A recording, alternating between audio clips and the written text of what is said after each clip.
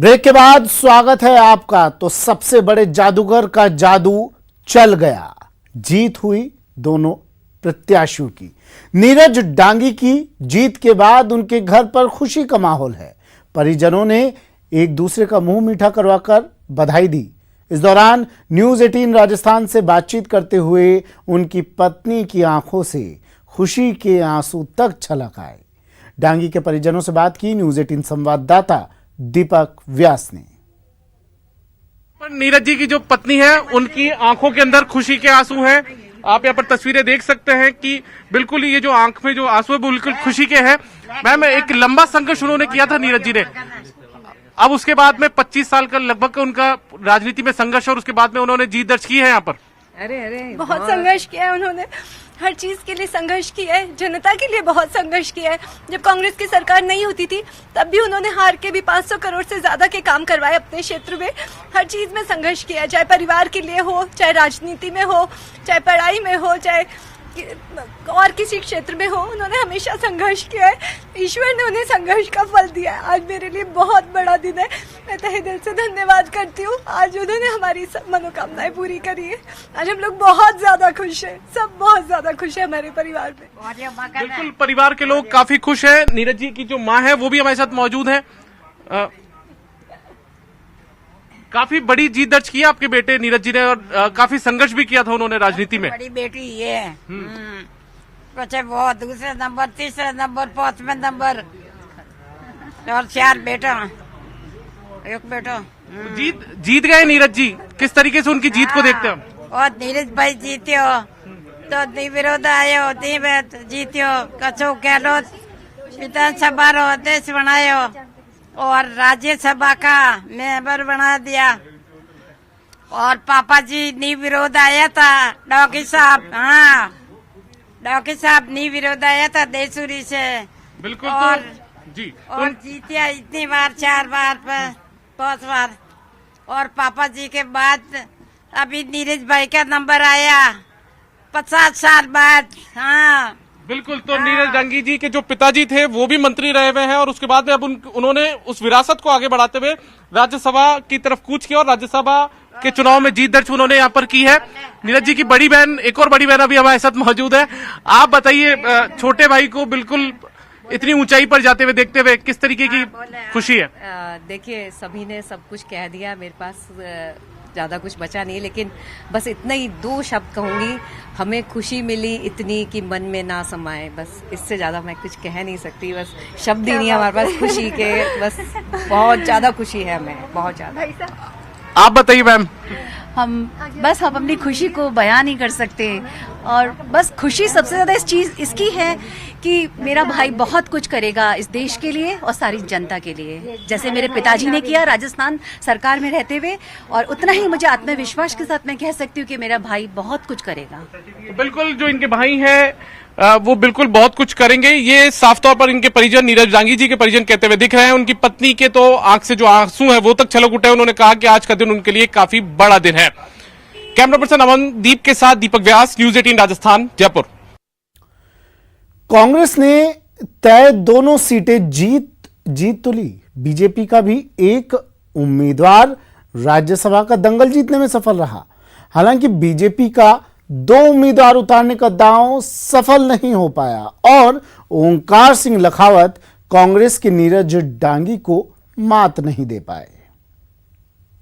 BJP का दूसरा दांव फेल, राजेंद्र गहलोत पास, लखावत फेल।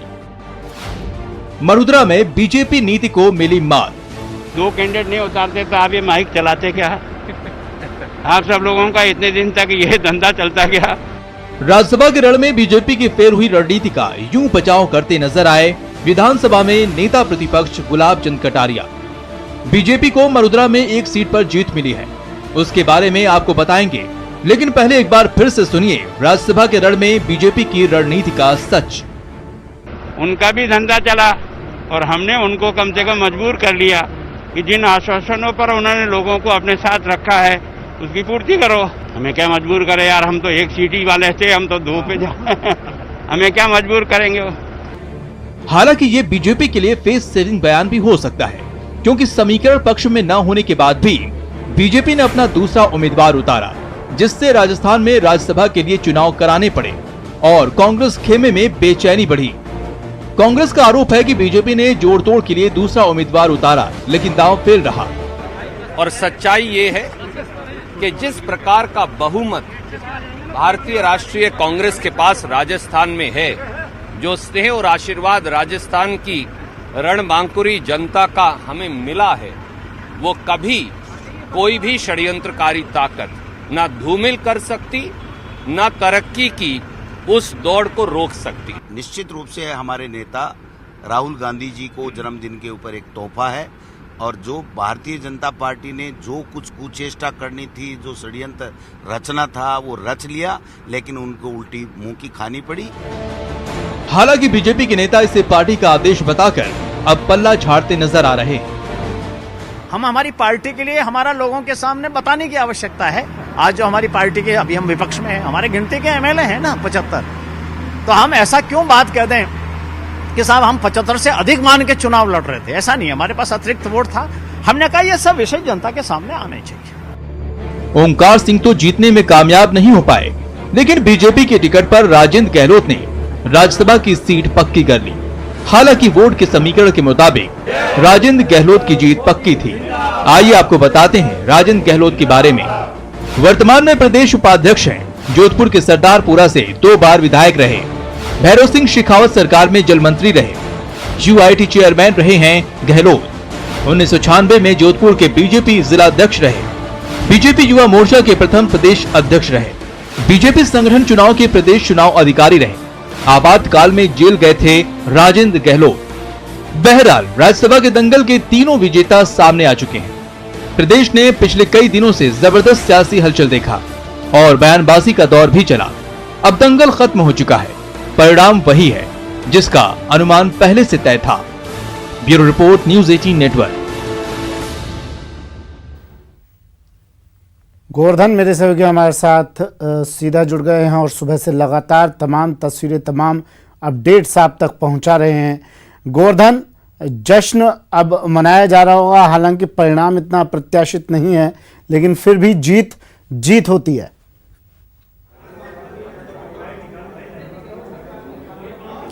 बिल्कुल, देखिए कांग्रेस के खेमे में जश्न का माहौल है। जिस तरह का परिणाम जो उम्मीद की जा रही थी कांग्रेस को, उसी के मुताबिक परिणाम मिला है। 123 वोट दोनों उम्मीदवारों को मिला करके मिले हैं। तो जो गणित था उसके मुताबिक जो 125 की बात कही जा रही थी, केवल मास्टर भंवरलाल और गिरधारी लाल मैया दोनों बीमार हैं। मास्टर भंवरलाल मेदांता में भर्ती हैं और सीपीएम के जो विधायक हैं गिरधारी लाल मैया वो भी बीमार थे, इस वजह से नहीं आ पाए। बाकी जो कांग्रेस का कैलकुलेशन था वो ठीक पाया गया है। 125 में से 123 वोट डल करके और जो मिशन 125 था उसकी तरफ कांग्रेस बढ़ गई है। तो कांग्रेस के खेमे में खुश होना स्वाभाविक है, क्योंकि इस 2 उम्मीदवारों की जीत के साथ ही राज्यसभा में कांग्रेस का जो टेली है वो 10 में से 3 हो गया है। अब तक पूर्व पीएम मनमोहन सिंह एकमात्र यहां से राज्यसभा के सांसद थे।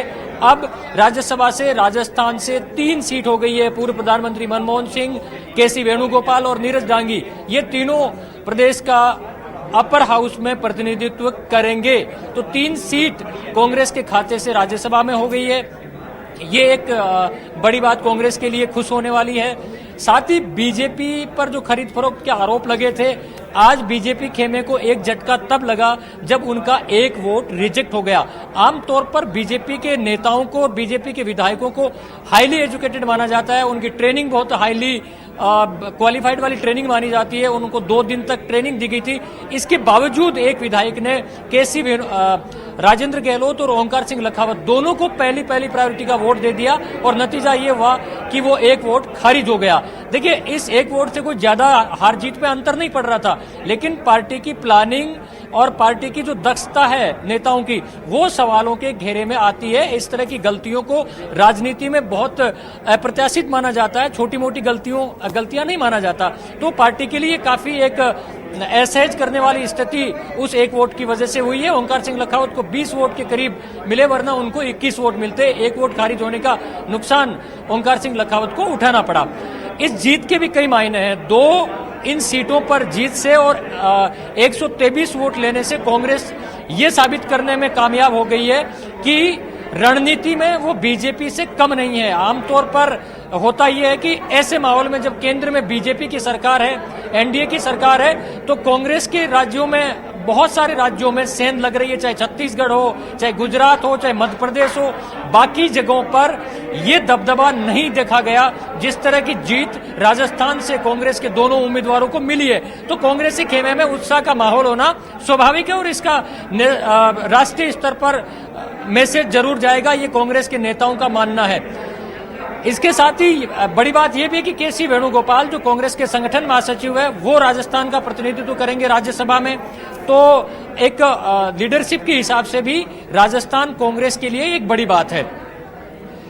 इस पूरी जीत को अगर देखा जाए तो सरकार में कांग्रेस के नेतृत्व की निगाह में भी यहाँ का जो स्थानीय नेतृत्व है उसका कद जरूर बढ़ा है। सीएम अशोक गहलोत एक बार फिर कांग्रेस में एक टॉप रणनीतिकार के तौर पर उनकी छवि इस पूरी जीत से स्थापित हुई है, क्योंकि खरीद फरोख्त के आरोपों के बीच इंटेलिजेंस के इनपुट मिलते ही उन्होंने तत्काल 10 तारीख को देर रात 1 बजे ये डिसाइड होता है, 7 बजे विधायकों को बुलाया जाता है और 5 बजे ही विधायक दल की बैठक से पहले उनको रिजोर्ट में ले जाकर के शिफ्ट कर दिया जाता है। 10 दिन तक शिफ्ट रहने के बावजूद पूरा कांग्रेसी खेमा एकजुट रहता है। 123 वोट दोनों उम्मीदवारों को मिलते हैं। ये जो प्लानिंग है, इस प्लानिंग ने अशोक गहलोत को एक रणनीतिकार के तौर पर फिर से स्थापित किया। हालांकि इस तरह की रणनीति का परिचय गुजरात में भी दे चुके हैं, जब अहमद पटेल की बिल्कुल नामुमकिन लगने वाली जीत को उन्होंने जीत में बदल दिया था। तो ये कई मैसेज हैं जो आज के इन नतीजों से मिलने वाले। हालांकि नतीजे जो थे वो अप्रत्याशित नहीं थे, 2 उम्मीदवार जीतने थे, लेकिन अपने 125 में से सारे जो समर्थक थे उन सबको इंटेक्ट रख पाना ये बड़ी बात है। बीजेपी के खाते में केवल उनका गठबंधन सहयोगी आरएलपी को छोड़ करके एक भी गैर कांग्रेसी दल को नहीं जाने देना भी अपने आप में ये मैसेज देने का प्रयास है कि गैर भाजपाई दल आज भी राजस्थान में कांग्रेस की छतरी के नीचे आने को तैयार है। इसका मैसेज एक ये भी है, एक राष्ट्रीय स्तर पर जो कांग्रेस यूपीए की कवायद में जुटी हुई है, वो इससे मैसेज ये भी जाएगा कि कांग्रेस की छतरी के नीचे गैर भाजपाई दल आने को तैयार है। बीटीपी के 2 विधायकों को लेके आना, सीपीएम के 2 विधायकों का समर्थन लेके आना, 13 निर्दलियों को अपने साथ में इंटेक्ट रखना, इसका एक राजनीतिक तौर से मैसेज जरूर जाएगा। क्योंकि देखिए, निर्दलियों की अगर देखा जाए तो ये हालांकि एक बात है कि 11 जो निर्दलीय हैं वो कांग्रेसी पृष्ठभूमि के हैं, 2 निर्दलीय हैं वो बीजेपी की पृष्ठभूमि के हैं। लेकिन राजनीति में जो एक जोड़ का गणित होता है, एक गठबंधन का गणित होता है, उस गठबंधन के गणित को जोड़कर रख पाने में अशोक गहलोत कामयाब हुए। तो ये कई मैसेज आज की इन दोनों उम्मीदवारों की जीत के बाद कांग्रेस ने भी और अशोक गहलोत ने भी देने का प्रयास किया। चलिए, आप बने रहिएगा। गोवर्धन फिर से लौटेंगे। वक्त यहां पर एक ब्रेक का है। जादूगर की जादूगरी की बात लगातार चल रही है।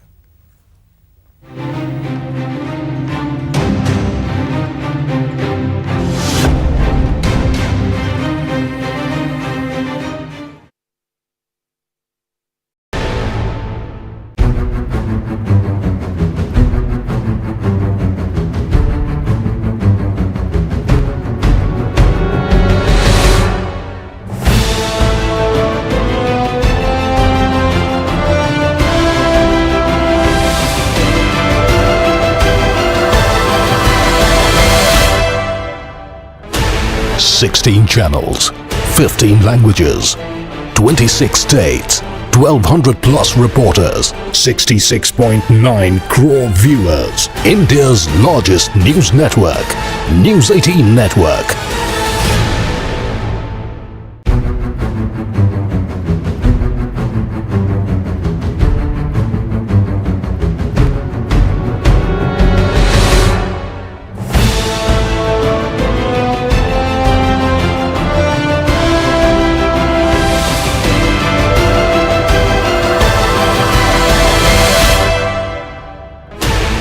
Sixteen channels, 15 languages, 26 states, 1,200 plus reporters, 66.9 crore viewers. India's largest news network, News 18 Network.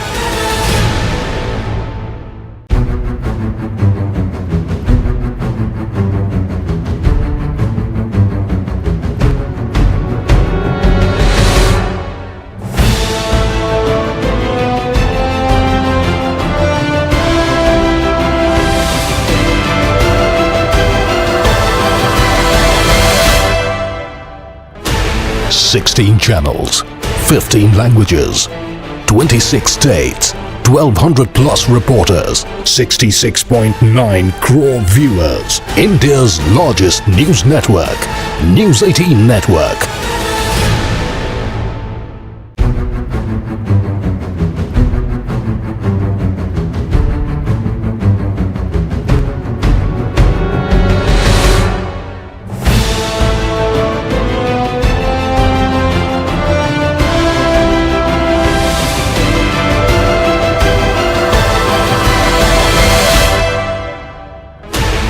Sixteen channels, 15 languages, 26 states, 1200 plus reporters, 66.9 crore viewers. India's largest news network, News 18 Network.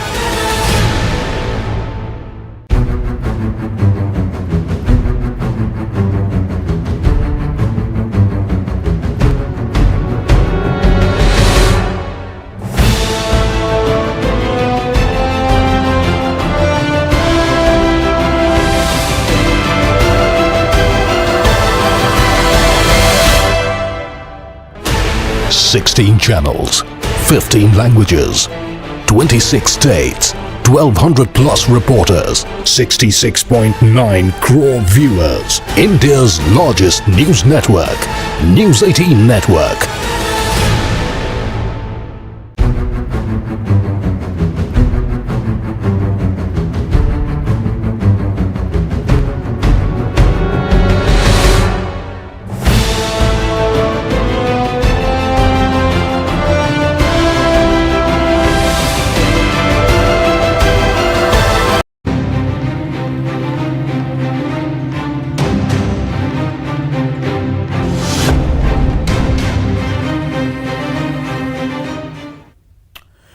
Break के बाद स्वागत है आपका। कांग्रेस के दोनों उम्मीदवार केसी वेणुगोपाल और नीरज डांगी जीत गए हैं।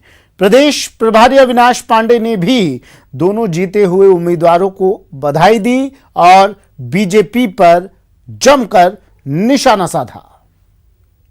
राज्यसभा चुनाव के परिणाम आ चुके हैं। 2 सीटों पर कांग्रेस जीती है। हमारे साथ पूरे मसले पर चर्चा करने के लिए कांग्रेस के प्रदेश प्रभारी अविनाश पांडे मौजूद हैं। पांडे साहब, लगातार आपने इस चुनाव के दौरान कैंप किया, यहाँ पर कई तरह के खरीद फरोख्त के आरोप भी लगे और आखिरकार 2 सीटों पर कांग्रेस जीतने पर कामयाब रही है।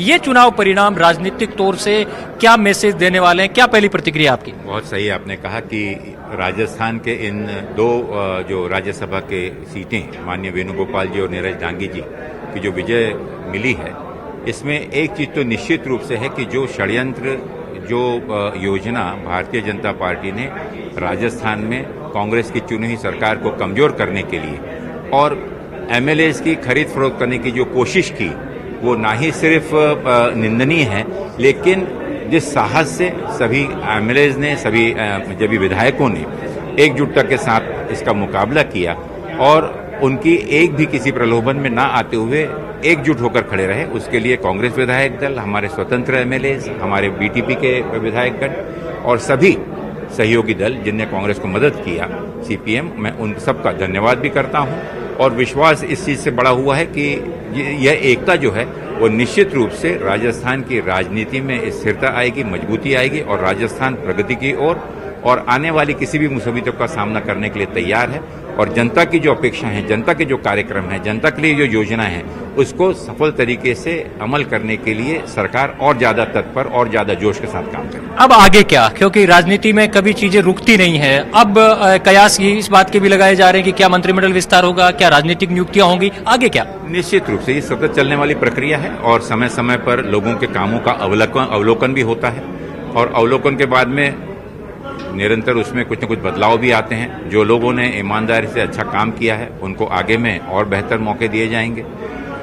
जो लोग परफॉर्म नहीं कर पाए, निश्चित रूप से उनकी जगह में बेहतर काम करने वालों को नियुक्त किया जाएगा। जब समय आता है तो इस पर निर्णय लिया जाएगा। इसका कोई टाइम फ्रेम देंगे? क्योंकि राजनीतिक नियुक्तियों के बहुत कोई टाइम फ्रेम नहीं होता, ये प्रक्रिया होती है और आला कमान इस पर नजर रखे हुए है और जब समय आएगा इसकी घोषणा करेंगे। सर, एक ये भी है कि 2 जांच एजेंसियां खरीद फरोख्त के आरोपों को लेकर के जांच कर रही है। अब चुनाव आज हो चुके हैं। चलिए फिलहाल इतना ही, दीजिए इजाजत, नमस्कार।